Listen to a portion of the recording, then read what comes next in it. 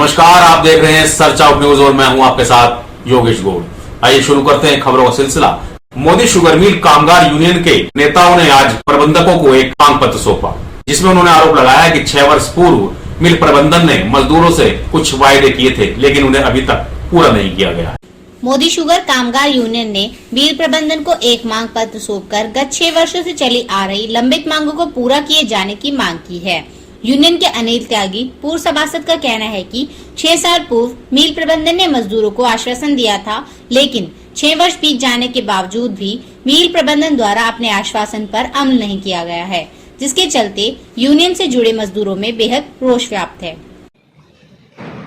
देखो साथियों, विगत 6 वर्षों से मोदी शुगर मिल में हमने बार बार कर्मचारियों की समस्याओं का डिमांड नोटिस दिया, लेकिन कभी कोरोना की वजह से या कभी फैक्ट्री में कुछ प्रॉब्लम की वजह से हमारे मांग पत्र पर मैनेजमेंट द्वारा कोई कार्रवाई नहीं की।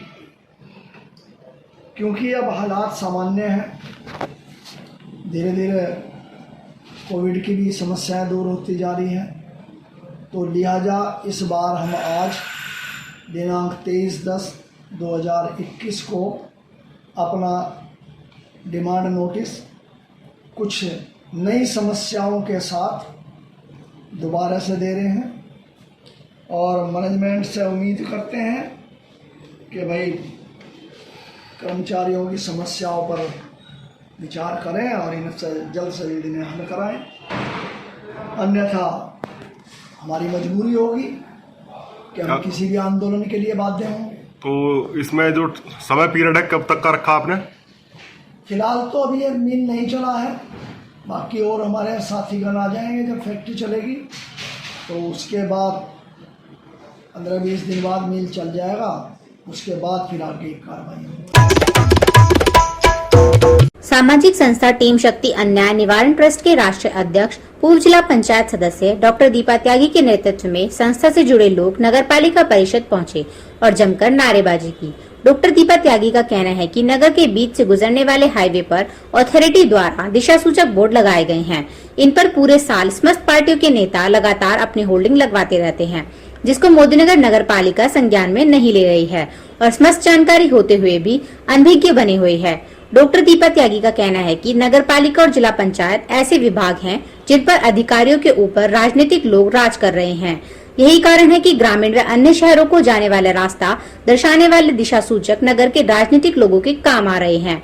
उन्होंने कहा कि इन दिशा सूचक बोर्डों पर अपना विज्ञापन चस्पा करना सरकार के नियम का उल्लंघन है, क्योंकि सुप्रीम कोर्ट ने भी इसे कानून अपराध की श्रेणी में रखा है। नगर पालिका की अनदेखी व राजनीतिक लोगों की मनमानी के चलते बाहर से आए लोगों के लिए यह सब परेशानी का सबब बन चुका है, क्योंकि बाहर से आए लोग मोदीनगर में प्रवेश करते ही भ्रमित हो जाते हैं। इस मुद्दे को नगर पालिका को गंभीरता से संज्ञान में लेकर शीघ्र ही मोदीनगर के समस्त साइन बोर्ड से राजनीतिक लोगों की होल्डिंग हटवाकर इन लोगों से भारी जुर्माना वसूलकर कानूनी कार्रवाई करनी चाहिए व भविष्य में आगे भी शहरों के नाम के साइन बोर्ड पर किसी का भी होल्डिंग न लगे, इस पर विशेष ध्यान नगर पालिका को रखना चाहिए। डॉक्टर दीपा त्यागी ने नगर पालिका परिषद को अल्टीमेटम जारी करते हुए कहा कि यदि नगर पालिका इन दिशा सूचक बोर्डों से राजनीतिक लोगों के पोस्टर और बैनर 2 दिन के भीतर नहीं हटाती है, तो संस्था स्वयं पहल करते हुए इन बोर्ड, बैनर और पोस्टरों को उतारकर फेंक देगी। इस मौके पर मुख्य रूप से आदित्य शर्मा, पारुल झा, सिमरन जायसवाल, रवि राघव, टिंकू ठाकुर, प्रदीप बांगवा, सुभाष प्रजापति, विनोद रावत, सुमित, आयुष कटारिया, कृष्ण जैन, सुनील प्रजापति, कपिल ठाकुर, सिकंदर, मनोज यादव, राम सुंदर, रामवीर आदि टीम शक्ति के सदस्य मौजूद। ये जो मोदी नगर में मार्ग बताने वाले जितने भी साइन बोर्ड लगे हुए हैं, पूरे मोदी नगर में गाजियाबाद की तरफ से आते हैं तो मोदी नगर के शुरुआत में, और मेरठ की तरफ से आते हैं तो मोदी नगर की शुरुआत में।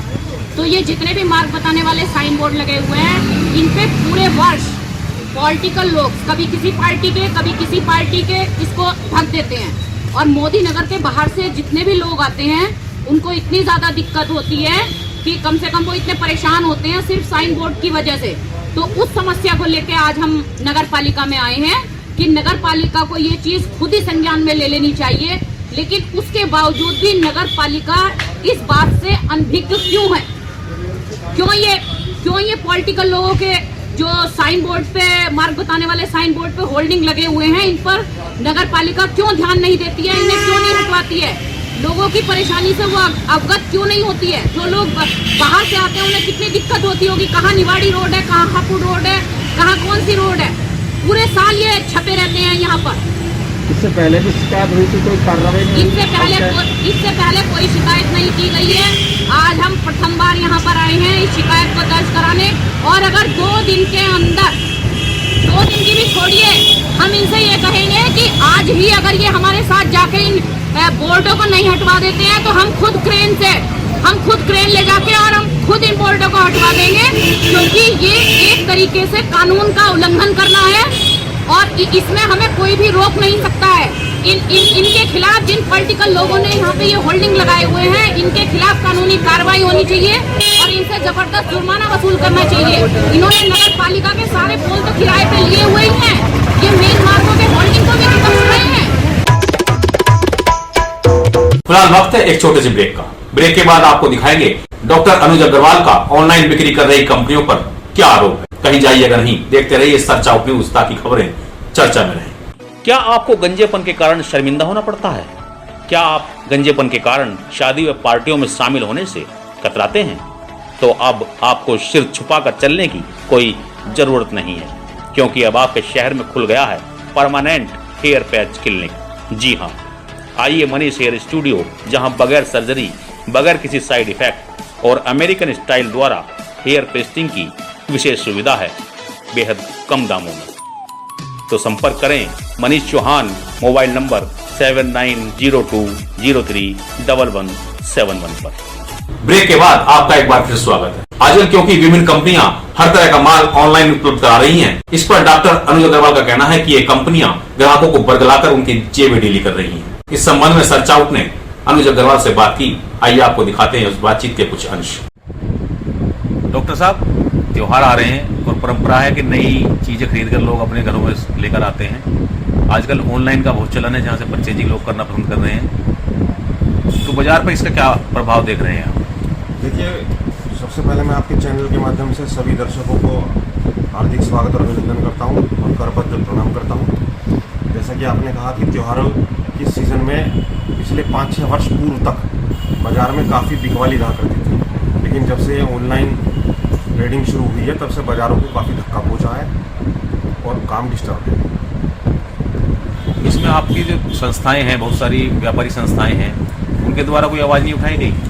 विभिन्न संस्थाओं के द्वारा विभिन्न मंचों से आवाज़ उठाई गई है और हमारी पश्चिम उत्तर प्रदेश संयुक्त उद्योग व्यापार मंडल और जो हमारी ऑर्गेनाइजेशन है all India CAT, confederation of all India traders, हमने समय समय पर प्रदेश सरकार को भी और केंद्र सरकार को भी एसडीएम और जनप्रतिनिधियों के माध्यम से अपने ज्ञापन भेजे हैं, लेकिन दुर्भाग्यशाली बात यह है कि अभी तक उस पर कोई कार्रवाई नहीं हुई। डॉक्टर साहब, लोग जो है रुझान इसलिए भी ज़्यादा है क्योंकि उन्हें घर पे सामान मिल जाता है और रिटर्न की भी सुविधा दे रही है कंपनियां, तो इसमें आपका क्या कहना है? देखिए, जो रिटर्न की सुविधा है उसका तो जवाब मैं देना चाहता हूं कि जब कस्टमर हमारे काउंटर पर आता है, कोई सामान देखता है, तो वो टच एंड फील कर सकता है। वो टच एंड फील की सुविधा ऑनलाइन पे नहीं है। उसको रिप्लेसमेंट के तौर पर उन्होंने 7 दिन का वापसी कर दी है, तो वो ऐसी कोई बात नहीं है। रेट्स पे जरूर है, कई बार आपने देखा होगा नकली माल आता है। ब्रांडेड कंपनियों के जूते आप ऑर्डर करेंगे, नकली आएंगे। ब्रांडेड घड़ियाँ, ब्रांडेड चश्मे, जिनके नाम तो रेबैन होंगे, टीशोट की घड़ी होगी, लेकिन वो सब नकली है। दुर्भाग्यपूर्ण रूप से दुर्भाग्यशाली बात यह है कि कोई भी सरकार या कोई भी संबंधित विभाग इस पर कोई कार्रवाई नहीं कर रहा। मतलब एक भ्रम की स्थिति बनी हुई है कि ऑनलाइन जो कंपनियां माल बेच रही हैं वो सिर्फ डीलर को देने के लिए बनाई गई थी, लेकिन वो रिटेल में भी अब हाँ, ये बिल्कुल आपने बिल्कुल सही मुद्दे को छुआ है।